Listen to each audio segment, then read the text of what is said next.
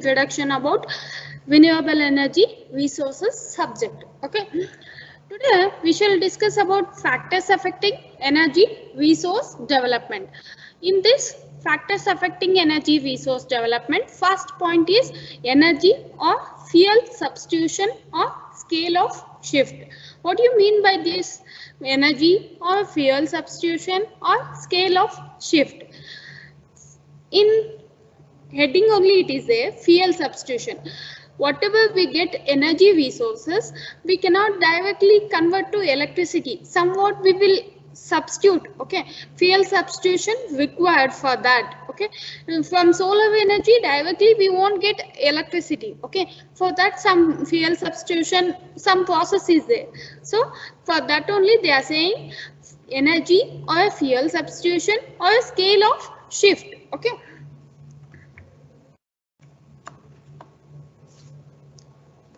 There is no readily available energy resources. Okay, from fossil fuels also, for example, if you take coal, from coal we won't get directly electricity. Okay, for that also from coal we will take some procedure is there, some steps they will follow, and finally we get electricity.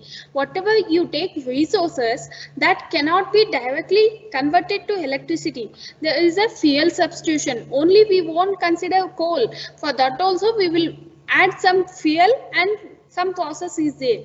So that is a energy or a fuel substitution. Okay. There is no readily available energy resources that is large enough to substitute for fossil fuels at requisite scale. Okay. Next is a practically conversion of that is conversion to electricity using photovoltaic or a large scale industrial heat. It is a negligible. Okay. Next, energy density. Energy density. Whether you know about energy density, definition of energy density. What is the definition of energy density? The amount of energy contained in a unit of material object is termed as energy density. Or we can say in another form, energy density, that is the amount of energy contained in a unit material object. For example, I have written here energy density, wood. Okay, wood, coal, ethanol, biodiesel, crude oil, diesel, gasoline, natural gas, many example, many resources. If you take for each different resources, different energy density. Okay, from coal, how much energy density is there? How much energy density it is showing? About 20. Okay, about 20. From that, how much you can produce the energy. Okay, for each material or energy resource, from that how much energy is how much energy is available in that resource. Okay, how much energy we can produce from that resource. And for if you take example for a good quality of coal. Okay, for coal we want good quality of coal. Okay, if you consider that coal is twice as high as that crude oil. Okay, oil is, you can observe here, oil is above 40, blue color lines. Okay, this blue color lines, it is a bar graph. That from that graph you can say that crude oil density is above 40. Okay, if we want energy density of good quality coal, that means it has more than crude oil. Okay, for example, if it is 42, it will be twice of that. Okay, for a good quality coal. Okay, and this is the energy density. Okay, next, if you take power density, you can observe the here table. Power density of natural gas is low is 200 and high is 2000. And next is coal. Coal, low is 100 and next is 1000. Solar, PV means photovoltaic and CSP means concentrated solar power. Okay, next wind and next biomass. And first, before going to that power density of many resources, first you should know what is the definition of power density, right? So what is the definition of power density? Power density is it refers to the rate of energy production per unit of Earth's area and rate of energy production per unit of Earth's area, and usually we express that in watts per square meter. You can observe in table also power density watt per meter square. Okay, so power density is nothing but the rate of energy production. Okay, rate of energy production. When you observe the table, you can observe wind is less than 10 and biomass is less than 1 also. Okay, even hydro, when you compare the hydro here, less than 5. Okay, so what we can say that in power density we can write that only biomass energy production has density below 1, and while the density of electricity produced by water and wind is below 10 watt per meter square. Instead of writing these in sentence, just you write the definition, and if you write the tabular column, that's enough. Okay, we can understand by easily for tabular column. Okay, next, what is intermittence? Okay, what do you mean by intermittence? What you can say? Can anyone answer? Just meaning of intermittency. Just you can say meaning of intermittency. That is a meaning stopping or ceasing for a time. What do you mean by that? Stopping or ceasing for a time, or we can say alternatively ceasing and beginning again. You can observe growing demand. For example, there are many resources. You came to know about how many resources are available. Okay, fossil fuels and also renewable energy sources, and from that you can observe daily our demand is increasing, and daily electricity production should increase. Okay, that is what, and here the point is main point to different factors: base load and peak load. What do you mean by base load and peak load? Can anyone say example for that? Base load and peak load. Okay, you only take example for your exams, for internal exams, for daily how much you will read. Okay, minimum you can read only if you take average one paper you will read daily. Okay, that is a base load. Minimum you will read one page for one day. That is base load. Okay, if you have exams tomorrow, then how much you will read? Whether you will read one page? No. Okay, suddenly you will increase the pages. Okay, you will increase the pages for exams, like that only. What you increase the pages, that is a peak load. Base load is minimum, and the peak load suddenly we will not use daily peak load. Okay, when suddenly load is raised. For example, if you take home also, in home refrigerators will be on daily. Okay, we will not switch off refrigerator. 24 hours it will be on only. That is a base load. That is a minimum. Okay, what we use, energy consumption will be minimum for that daily. Okay, suddenly summer days or any relatives come, or suddenly you'll use another load, mixie if you take, or oven, you will not use that daily. Okay, suddenly whenever you need that time you'll use. That is a peak load. And what about base load energy resources? For base load, that means from 100% if you take, in any home, or if you take example industry or anything, yeah, in India if you take, or any world if you take, base load, from that 70% will be base load, 70% will be base load, and somewhat 30% variations, okay, that is the peak load. Okay, base load energy, what we base load means it is the minimum energy required meeting the demand of a day. Okay, for example, if you want still example of a base load means you can take many example. For if you want tomorrow estimation, okay, daily requirement, daily requirement, three tiffins. Okay, for example, if you take three tiffins, morning you'll eat, afternoon, evening and night. Okay, if you have any functions or any extra like that, that is a peak load, you'll do extra items for that. Okay, that is a suddenly raised peak load. For base load, energy resources are more, they will use coal, natural, that is nuclear power plants, power plants. Okay, for peak load, we will use solar, diesel generators, like this we will. Okay, for more base load, we require continuously, so we will use more coal and nuclear. Remember, for base load, coal and nuclear. For peak loads, another hydro, solar, okay, like that, diesel generators.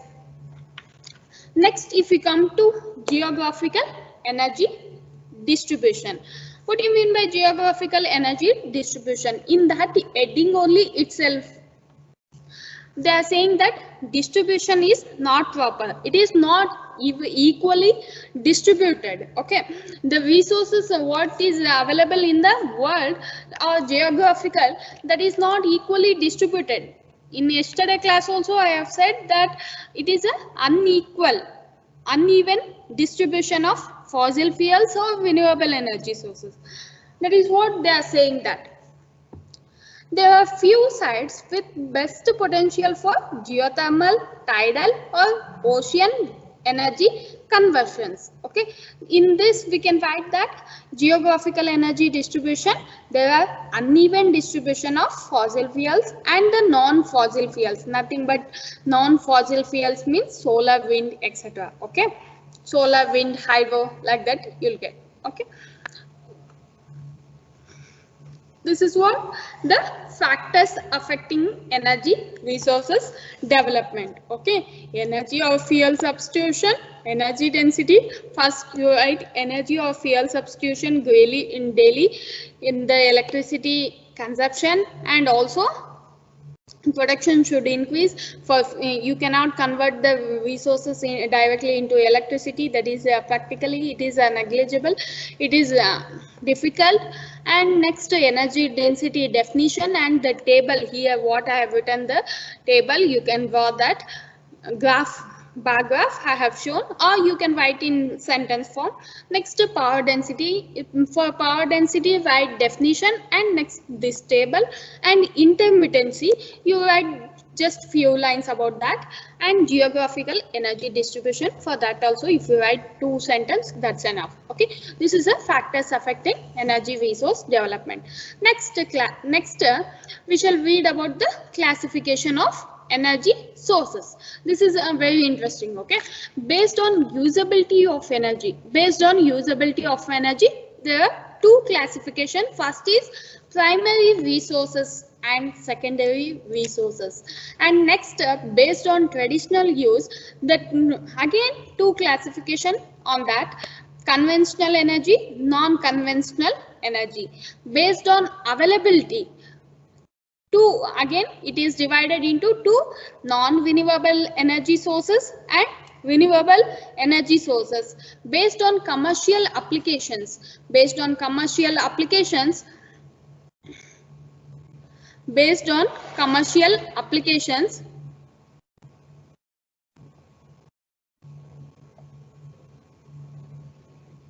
one second.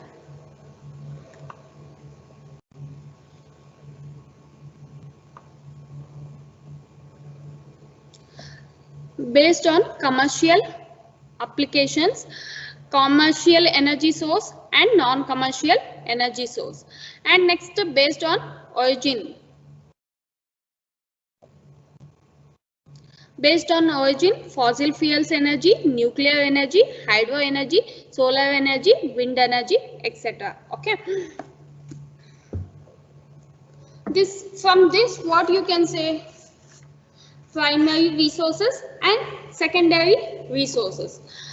Do you think that primary resources means? Example, you can say directly, which are available in nature. Okay, naturally, directly from natural reserve, which are available in nature. For example, you can say that solar, wind, geothermal, nuclear, hydropower, fuels. Okay, these are the chemical fuels. These are naturally available in the earth. And next, secondary resources. What we got the resources in primary, that is converted into usable form. Okay, that primary resources is converted into usable forms, that is the secondary resources. For example, if you take primary resource, I have said sun. Okay, solar, from that we produce electricity, that is what we get output, electricity, usable form, that is the secondary resource. Okay, whatever you take the resources, that should be in usable form, that is the secondary resources. Okay, we will convert into usable forms that secondary resources. For example, if you say electrical energy, steam power, hot water, and next hydrogen energy, etc. Okay, they have said that secondary energy resources are usable forms of energy generated by means of a suitable plants to convert the primary energy. That is what I have said. Next, based on traditional use. First is conventional energy, non-conventional energy. I'll go with the diagrams so that you can understood easily. Okay, conventional source of energy and non-conventional source of energy. From figure only you can observe here, in conventional source of energy, what are the sources available? Wood, coal, petrol, natural gas. And what about in non-conventional source of energy? Solar power, wind power, geothermal, hydro energy, and nuclear energy, and energy from ocean and biomass. Okay, these are the conventional source of energy and non-conventional source of energy. From this only, by seeing the figures, we can say that non-conventional source of energy, they have infinite, okay, infinite resources that can be used lifelong. And what about the conventional source of energy? They are finite resources, because if you go on using coal or petrol in future days, we won't get that. Okay, that is what finite sources, they are limited. Okay, for if you want an example, still just write the conventional source of energy. What do you mean by conventional source of energy? That we can write in that they include both fossil fuels and nuclear energy and required human intervention to release the energy from them.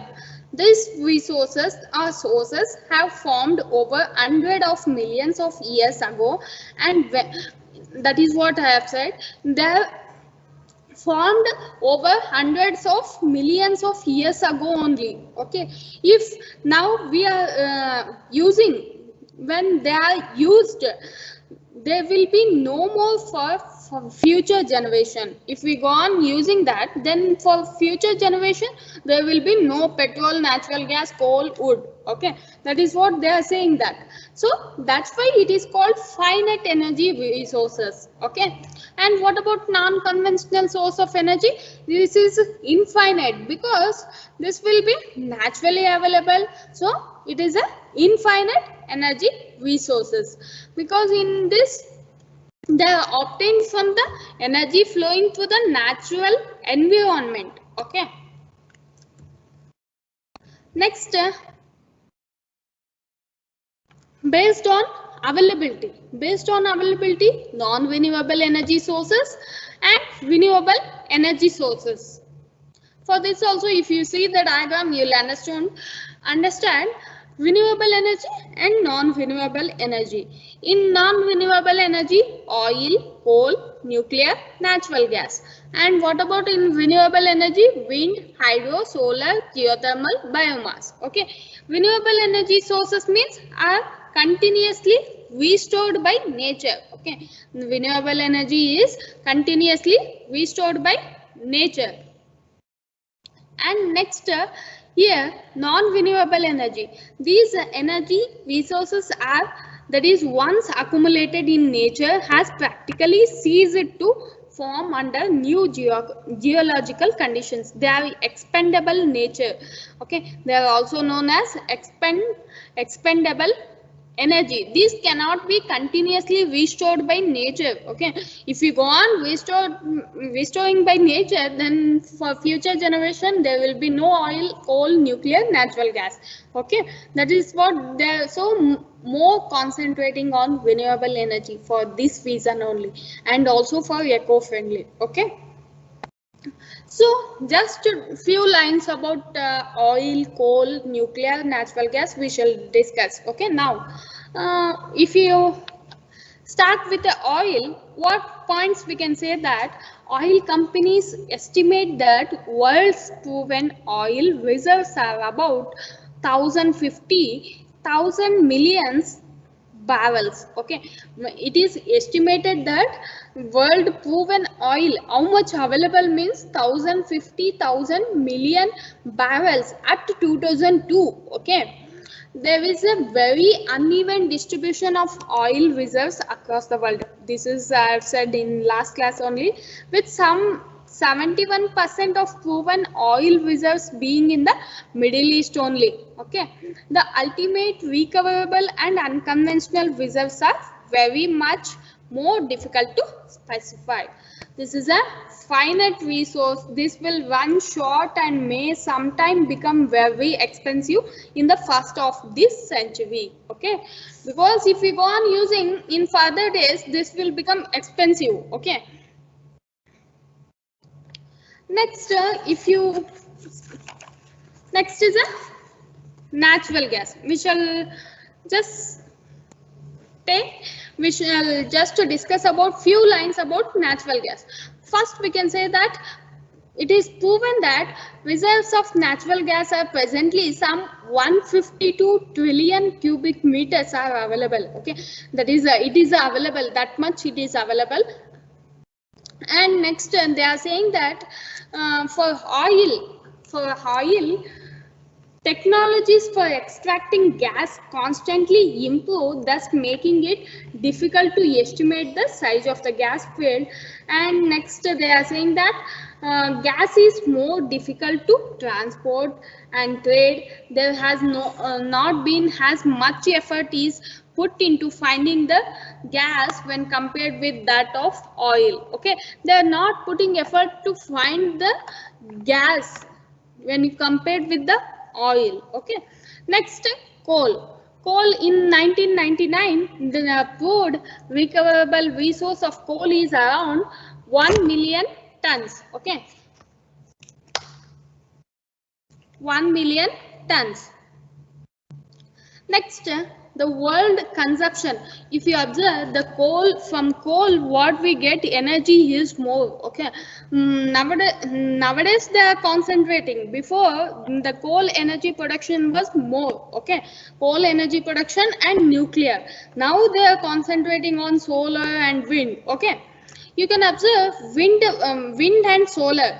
They are not installed everywhere. Okay, in all districts or every places.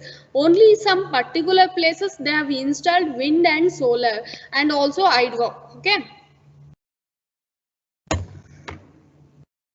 Next, uranium. Uranium, the economically accessible reserves of natural uranium were estimated by the World Energy Council in 1999 at 3 million tons. Okay, there were 3 million tons was available at 1999. Okay, and next if you talk about hydroelectric power, now before this it is the annual output of 2600 terawatt hour. Okay, this is what few lines about oil, coal, nuclear and natural gas.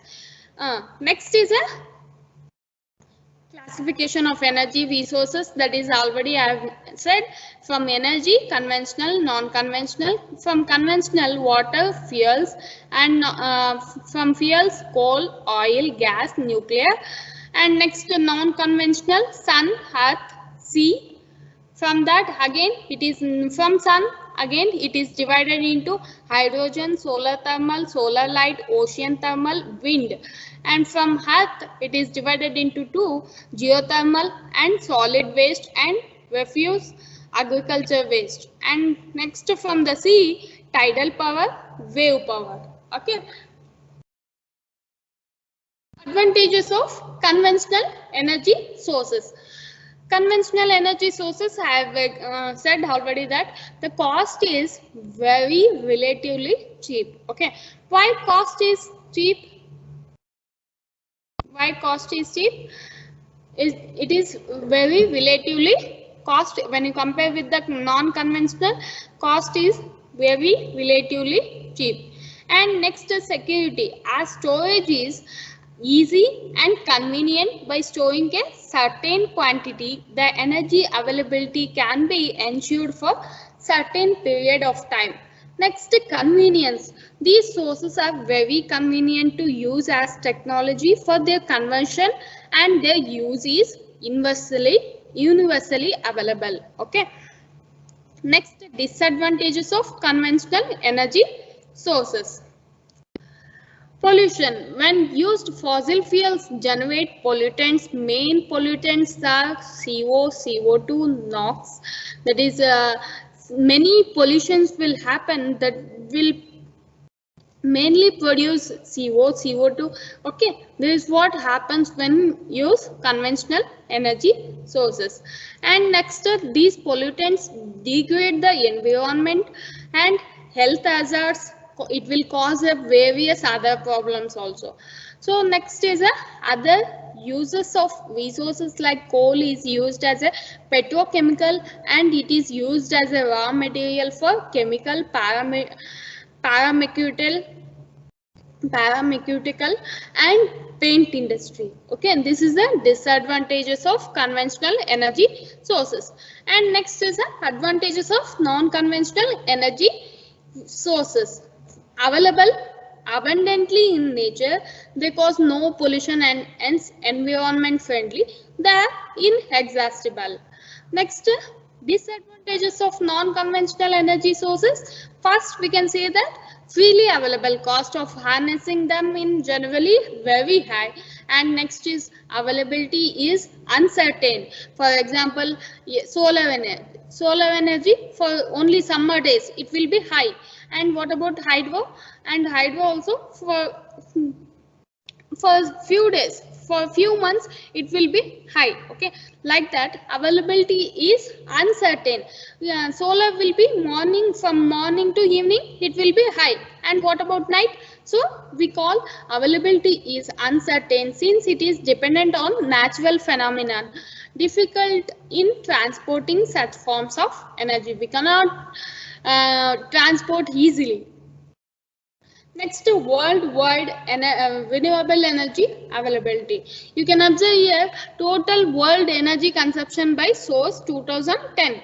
Fossil fuels 80%, 80.6%, and renewable 16.7%, and nuclear 2.7%. Okay, these are the sources we are using.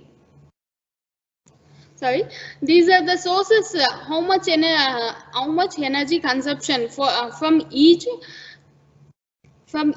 source. Okay, now they are concentrating when they are trying to reduce the thermal and nuclear Okay, energy, from energy consumption we are using more. Before days we were used to coal, we were using coal and nuclear power plants, but now they are trying to reduce the two power plants. You can observe in Jindal also they have they have reduced to power production. Okay, there are many power plants they have shut down. Okay, thermal power plants you can observe here in KPDCL or in Jindal. One or two plants was shut down now. Okay, they're just producing for electricity for their plant, that's it. Okay, they are not giving for the government. Okay, before days they were giving to government, for that only they were more generating, but now what happened, government are concentrating on renewable. Okay, nowadays fuel cost also more. In these days fuel cost become cost, fuel cost is more, so if you produce also that will be under loss for them, so they are morely concentrating on renewable. Next they may start solar energy. Okay, energy sources in India. Energy sources in India. Sources are, that is a coal, hydroelectricity, renewable energy source, natural gas, nuclear, oil. Now you just, I want one assignment. How many power plants available in Karnataka and how much energy production? Okay, for each plant. Okay, that should be submitted by tomorrow. Okay, you should submit me by tomorrow how many plants available and how much energy production. You should write table, that is source and total energy production. Okay, this is a source available and total capacity and the percentage. Energy sources what we use. Okay, energy consumption, coal, if you observe from coal only we are using more energy. Okay, and what about next, hydroelectricity. India installed capacity of renewable energy. This is a grid connected power system, wind, small hydro, biomass, cogeneration, waste to energy, solar.